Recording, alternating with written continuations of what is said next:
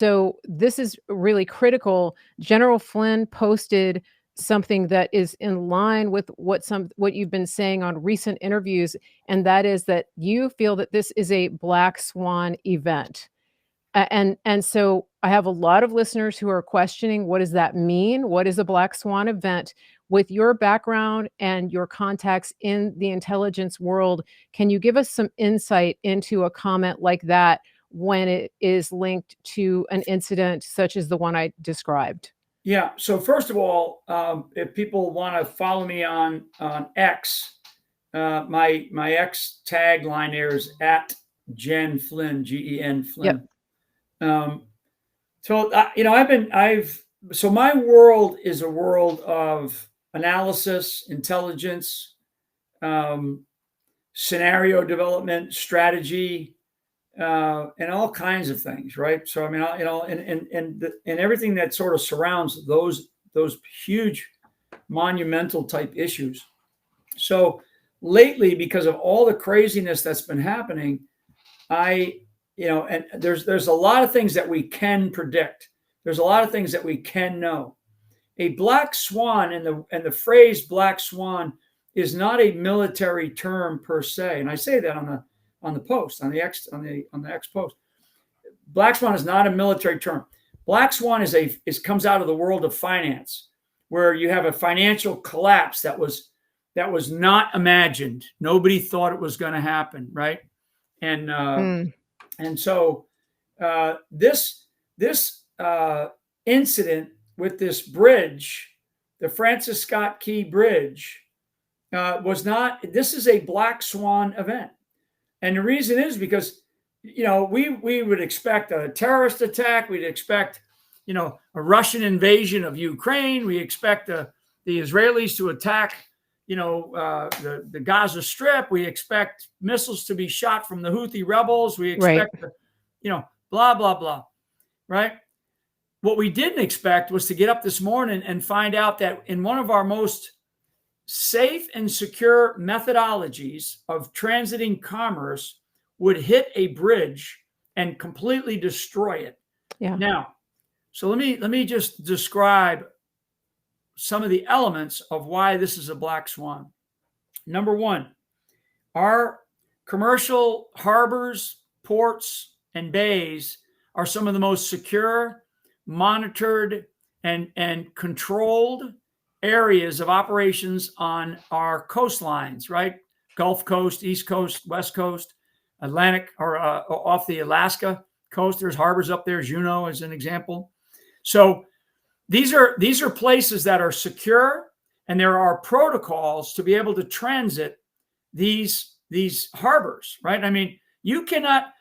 There's more discipline, and there's more rigor, and there's more protocols, and there are more procedures to move a ship through a harbor than there is to fly a plane out of Atlanta, Hartsfield Airport. I mean, when you get on a plane, a lot of your listeners have been on planes. A lot of your listeners probably haven't been on cargo ships. I have, or on other ships, other vessels. But when you go to get on a plane, before that plane backs away from the gate, those pilots have to go through all kinds of stuff.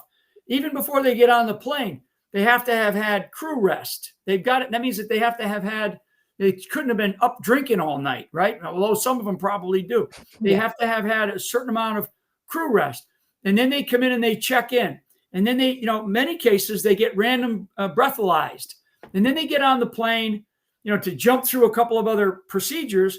They then get on the plane, and then they go through a whole set of protocols and procedures before they can even start the engines. And once they get everybody seated and they back away, now there's another set of procedures. Well, our ships in these harbors, in these big commercial harbors, they have to go through all of that.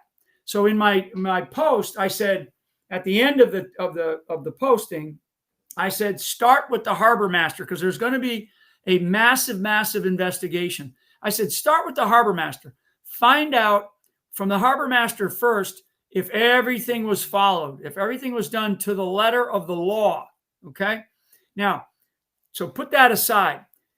this bridge, I got up really early this morning, I started listening to it because so many people are pinging me. Yeah. Hey, do you see what happened? So this harbor, Baltimore Harbor, is also a major military harbor. Okay, there's a lot of activities for our military that are inside the confines of the Francis Scott Key Bridge. So, so it's not just a ship that takes a bunch of cars and the harbor moves cars back and forth. There's a lot of things that go on up in that part of the country. And also, what you have to do is you have to immediately tell all other harbors that we have, okay, all other harbors that we have worldwide, but certainly nationwide, to immediately, stop all engines and check, because we don't know if this was a terrorist attack or not. That cannot be taken off the table, okay? That cannot be taken off the table. So that's important. All right. So let's talk about symbology, okay? Francis Scott Key Bridge. Francis Scott Key, that bridge, because right away people are going to go, oh, that's an old infrastructure. That bridge was built in 1977. Bridges are supposed to last a lot longer than a few years. So that bridge is not an old bridge. Like, I've been over that bridge plenty of times. That bridge is used by a lot of people.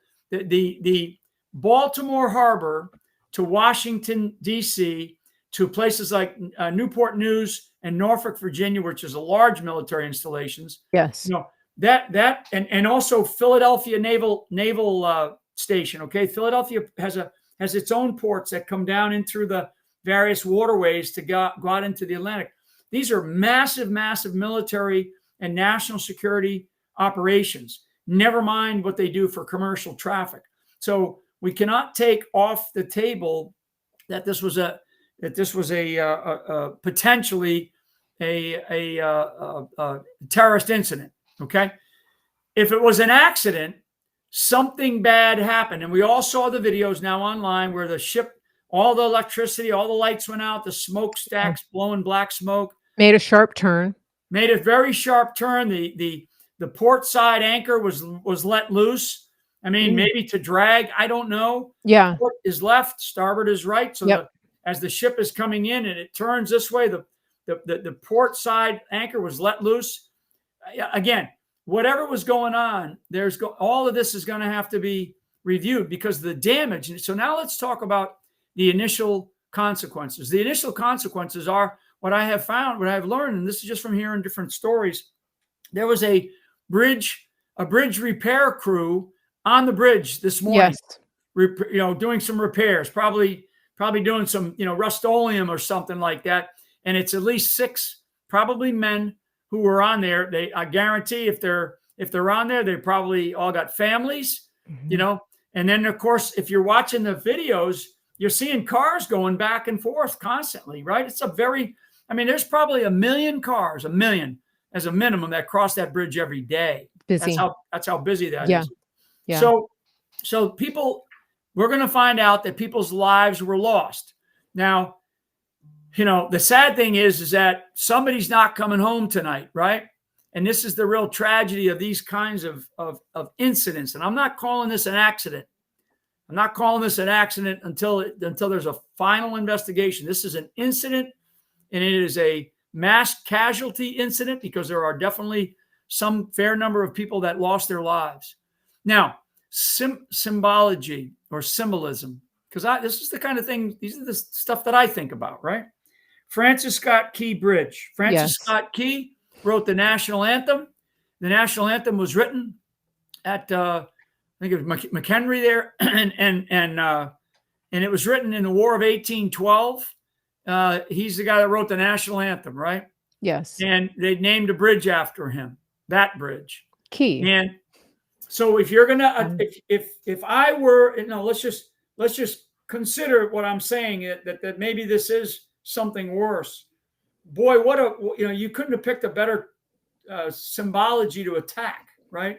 Because now Francis Scott Key's name, people are going to say Francis Scott Key Bridge, the bridge, and it's the Francis Scott Key Bridge. It's not the the Holland Tunnel, or it's not something else, right? God help us.